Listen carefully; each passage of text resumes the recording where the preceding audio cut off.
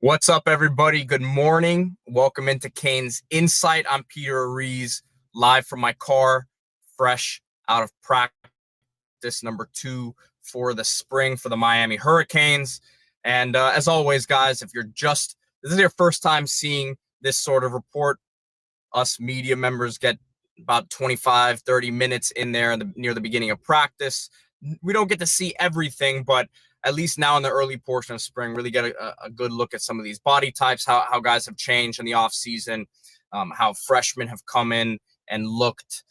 So have some observations from today, not as many as the first day. The first day, you're always going to be, wide-eyed and a lot of things are catching your attention. But we'll go through the list here. And again, this will be a little shorter also just because we have our Kane's Insight Live Wednesday show with Mike Ryan and D Money at noon. So gonna do this quick report here and then head over to the studio to get ready for that show. So going down my list of notes here, starting with, man, that running back spot, Jordan Lyle. We talked about this a lot last year when he came in, did not look like your normal freshman. Maybe it's the number 2. Bringing back shades of Willis McGahee and how he looked in that uniform. But you talk about a guy who looks like an NFL back right now. I think we know what Mark Fletcher is, and we can rely on him as a guy to really wear down a defense and be a very consistent player for this Miami team. But Jordan Lyle, I think, is going to show that he's going to be one of the best running backs in the ACC this year and emerge as a top 10 sort of running back in the country. That's how high I am on him. Just the way he's walking around. We've talked about just his ability with the ball in his hands, his contact balance. We've seen the long speed with him, but looks like a guy who he took his freshman year seriously. The way he came in and was ready for blitz pickups and protection stuff. But physically looks like a dude who's ready to play in the NFL, pretty much right now. Malachi Toney, just jumping ahead a bit to 7-on-7 here, had 2 really nice, I say really nice, but had 2 receptions in 7-on-7 work, kind of up the middle, found a soft spot in the defense, and seems like he's going to start to become a reliable target, emerging as a legit option in that slot as a freshman. Obviously, you're going to be replacing a lot of production at wide receiver, a lot of production at that slot, and Malachi Toney, with him being a football player, we saw him play quarterback in high school in the States run for Heritage, and his toughness. We see the weight he's put on in a good sense. And he's just an efficient mover. It doesn't look like that weight has affected him. And so it's only been a couple months that he's been on campus, right? But the way he's moving, it looks really, really, really, really good, like how you want it to look. Hands are really reliable. Toughness is there. So Toney, I think, going to start separating himself. Not that I don't think the other freshmen can make an impact, but in terms of day one readiness, he's going to be someone who I think makes an impact on this offense this year. Let's see what else we got. Luka Gilbert, man, I mentioned him yesterday as a guy who, in just positional work with no defense on him, the way he was getting upfield at 6'7", 6'6", 6'7", 6'7", I would say that's a pretty legitimate height. Let me see what they have him at on the roster. Not that these height and weights are the most accurate thing in the world, but he's listed as 6'7", 245. I would say 6'7" is accurate for him. I say he probably is pushing 250 plus as well. And his 7-on-7 work made a nice reception near the sideline today. It was like a 5-yard out, but looks smooth, man, in his movements. It does not look like a big clunky guy. Talking to someone within the program today at practice, they said, man, this is a guy who only had, and I don't know, I'm quoting him on this, but said he only had like 15 receptions last year. I don't know if it was last year or the year before, and he was like, man, I don't know why they didn't use him in the offense. Just seeing him out here. And we've talked about it before. Profiles as a blocking type, especially like right away, is could have an impact like that because you're losing a lot with Cam McCormick in that physical sense. You're losing a Riley Williams who was physical as well. So you need to replace that, knowing that Lofton is going to be a movable piece, not just like your normal tight end. And nice little 5-yard out today in 7-on-7 work. So it's just the movement that I'm seeing with him, and in a room that there's going to be available spots and guys battling for opportunities and battling for reps in there. So he's someone who has impressed me early on. In 7-on-7 work as well, Emory Williams, beautiful deep ball over the top, touchdown to JoJo Trader. JoJo looking really, really good, man. Just blew by the DB. It was Emmanuel Carnley. So to me, JoJo, as there's been a lot of expectations about him. We heard he had a big day yesterday. And then, again, just in the portion that we saw here, deep touchdown ball in one-on-ones. So no safety top over the help, just pure one-on-one. And he just beat him deep.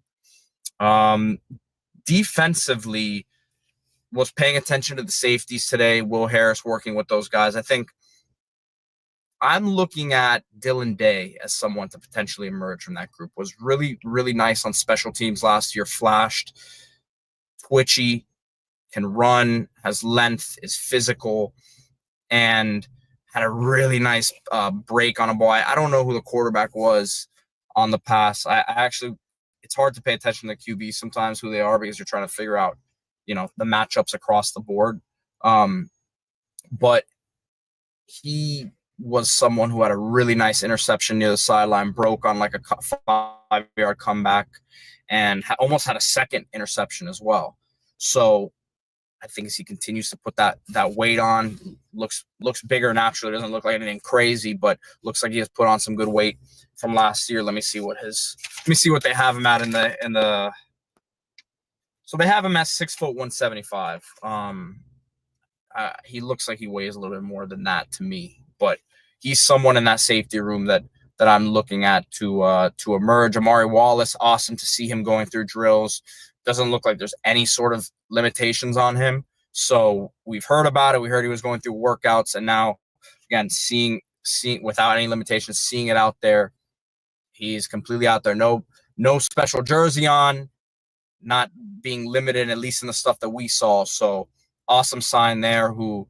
From someone who before that injury, because we didn't talk about him because he didn't play his senior year, he got hurt, but was a cornerstone piece of this class, and there's no reason to think that he still can't be here moving forward at a big position of need.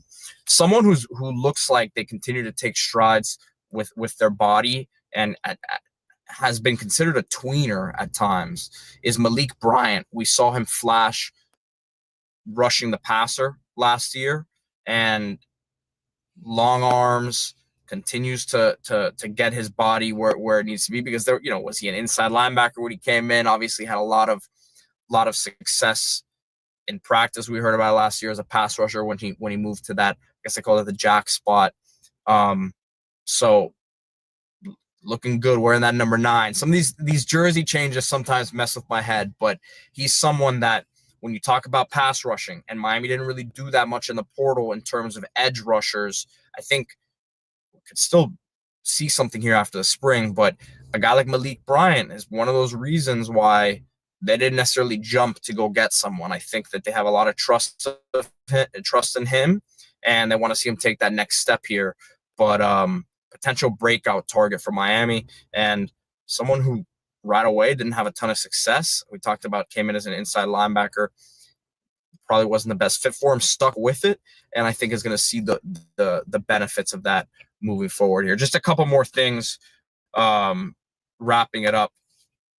Tommy Streeter and KJ Osborne, saw them both at practice. Obviously, Tommy Streeter, famed, part of that famed Northwestern class in 08. So good to see him out there. KJ Osborne, who's been a pro now for a few years, played under Manny Diaz, was a great early transfer portal find from Buffalo.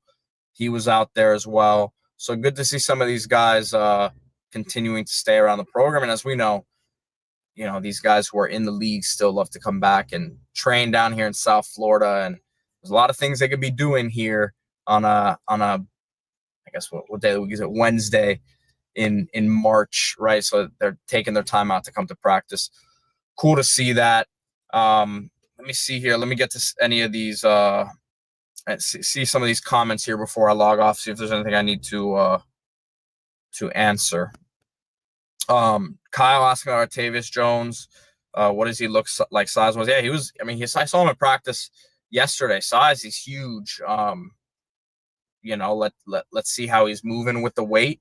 And it's a big spring for him, man, because physically the tools are there, but I think they want to see more from him now in this spring than maybe they saw last season. So let's see what else we got to get to here. Appreciate everyone for hopping on. We got over 600, so hit that like button, subscribe to the channel. And again, I'm going to be headed over now to the studio. We got our Wednesday show here at noon. Chuck, appreciate you as always, my man, for the positive support. The defensive and offensive linemen, a lot of times are on the other side of the field, guys. So I see some questions here about Ruben Bain. I haven't particularly looked out for him. I haven't heard anything in terms of his body having drastic changes. So I guess we'll wait and see, man. We gotta hope he regains that form from freshman year that, look, wasn't completely healthy last year. We understand that, but I'm sure that he would tell you he wants to be better. So, and JR Godfather asking, is life finally at a weight to play at? I mean, I think he's progressing. I don't know if he's there yet. We said this on the show yesterday. Don't expect that guy to ever be like 250, 260. He's never going to be someone who wins with power. He's going to be a speed, twitch, explosion guy off the edge, probably a stand-up player. I would never really see him as someone who's putting his hand in the ground, and there is always going to be an element of physicality at that position. But and sorry if it's getting a little loud. I'm here in the parking lot. We got people doing stuff maintenance wise around me. So I apologize if it's loud, but I think live foot, you get him to that mid 230s range, and you got to feel pretty good about what he could do to 230s, 240. I think that's a good target weight for him. So, all right, guys, I'm gonna hop off here. Got to get over to the studio. See you guys again at noon. And these are my takes. D Money's gonna have his own takes, which we will get into at noon. So see you guys soon. Hit that like and subscribe to the channel. Thank you, guys.